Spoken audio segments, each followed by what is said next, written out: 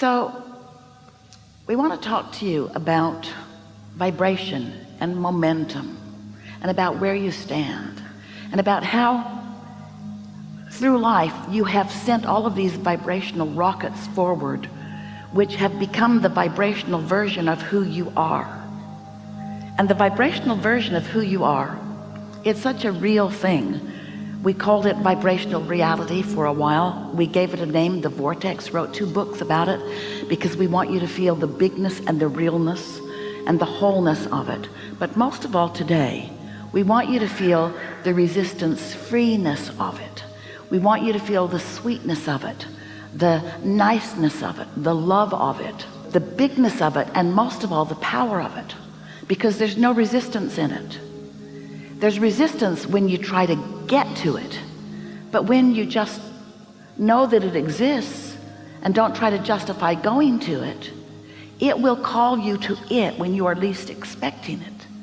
We want you to give up the struggle of improving yourself and accept the perfection of who you are, which makes us want to talk to you about who you were before you came into this physical body. Pure, positive energy. Why you came. Because you're good and you know it, and you wanted the experience of experiencing contrast for the purpose of giving off rockets of desire, for the purpose of becoming vibrationally more, so that the more that you are could call you forward, so you could feel the freshness of creation. We want you to let go of the bonds, the binding, the clutching, the resistance of what is, just for a little while we're chewing together today, and at least accept the existence of a fresh, non-resistant you, who you get glimpses of all the time. You see it in the animals that are frolicking, or the children who are frolicking, and you see it in yourself, while not so often, when you frolic. You experience it when you just throw your head back and laugh hard at something. You know it when you are in a state of appreciation. But what we are getting at is, usually you get there because of something that you've observed that you can't control very well.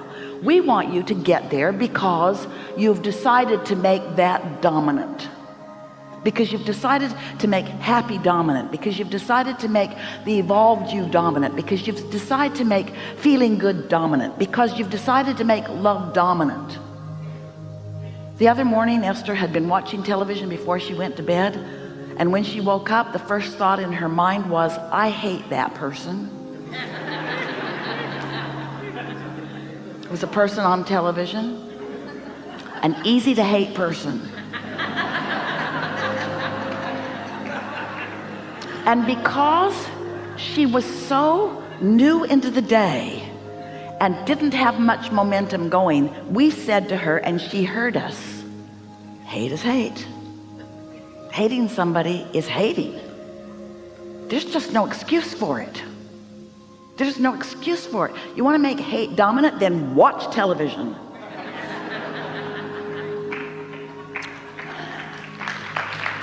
Oh.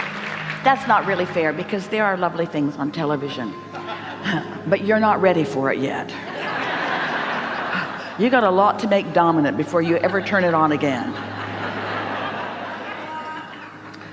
So we're eager to talk with you about whatever matters to you. We want you to recall with us today that you were source energy before you came into this body, and the larger part of you still is. And while you've been here sifting and sorting and launching rockets, you have evolved as that soul being. And the vibrational part of you has become so much more than it was when you first got here in this body. And you are not ever going to be happy unless you are up to speed with that becoming. You got to keep up with your own evolution. You cannot let what is hold you back, and what is will hold you back. What is holding you back, because you're observing what is. It's full of vibration. You activate vibration of what is, you practice vibration of what is, and you do not allow yourself to move toward what you really want, because what is dominant in your vibration. Now you want to say, we know you do, we can hear you all over the room, well, isn't it logical that what is would be dominant? I can see it and hear it and smell it and taste it and touch it. Yeah, we get it, because you've made what you're seeing and hearing and smelling and tasting and touching the reality that is most important. But we want you to realize that in this reality there are life-affirming things and there are life-depleting things. There are things that make you feel love, and there are things that cause you to feel hate. There are things that are uplifting and praiseworthy, and there are things that are not. And you have choices that you are not making because you've got dominant thoughts that are holding you back. We've enjoyed this interaction immensely. So as we are chewing together today, it's our desire that you bring yourself to this chair, or you bring yourself to this conversation from the chair you're sitting in, and that together we make dominant the things that you've chosen through life that are, in the greater scheme of things, dominant. You are the creator of your reality. Sometimes we ask, why are you here? What did you come for? And sometimes people come because there's something specific that they want to make happen in their life. I want to live in a different place, or I want to be in a happy relationship, or I would like more money in my life so that I can have more freedom, or I would like more rewarding work, or I would like to have more freedom in my day. There are very specific things or needs that you come wanting, and we're encouraging all of that. But at the basis of every single thing you want, whether it's a relationship or a material object or a pile of money, everything that you want, what you really want is the feeling of joy, the feeling of freedom, the feeling of satisfaction, the feeling of alignment with who you have really become. So if life has caused you to want more money, vibrationally speaking, you have abundance that you are depriving yourself of. If life has caused you to want an improved relationship, vibrationally speaking, you are pinching yourself off from the relationship improvement that you want. And the reason that you're doing it is not because you're a masochist, and it's not because you're not wise, and it's not because you're not capable. It's because you've been lured by what is into a vibrational pattern that won't let you change. And so we think it's fun for you to evolve in some of those vibrational patterns, to make what you want more dominant than what you've got. And the focus wheel can help you make improvements, but there is something about a daydream. Have you ever found yourself in a daydream?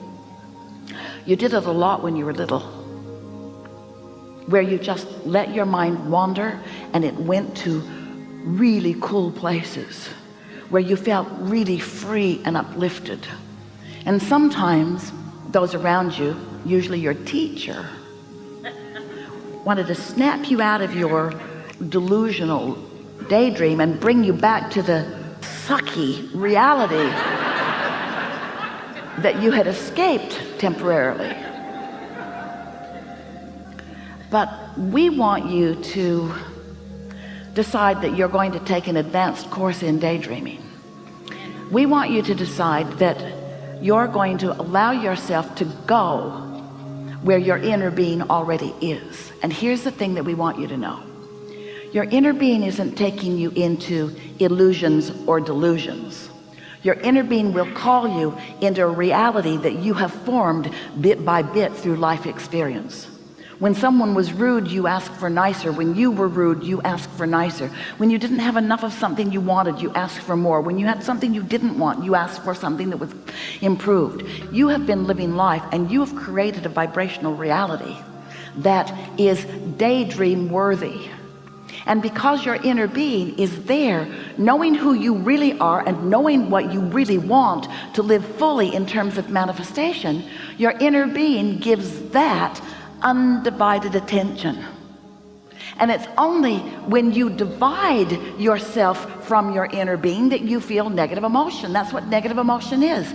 You're not dreaming the dream like your inner being does. You're not seeing the positive aspects. You're not acknowledging the benefit. You're not embracing the value of the contrast and riding the rockets, your own rockets of desire. And so now you know our heart's desire. Our heart's desire is that you let yourself be you and stop being the old version of you. Now reality, what's manifested, is like gum you've chewed the flavor out of. There's so much more. We want eagerness to come over you. We want you to think about the things that you want. When you think of travel, we want you to no longer kill the first thought of it by saying it's expensive, or airlines aren't what they used to be, or there's too much traffic on the highway, or there's too much construction. Because while some of that is true, most of it has no relationship to the thrill of getting out into the world that you still want, you see.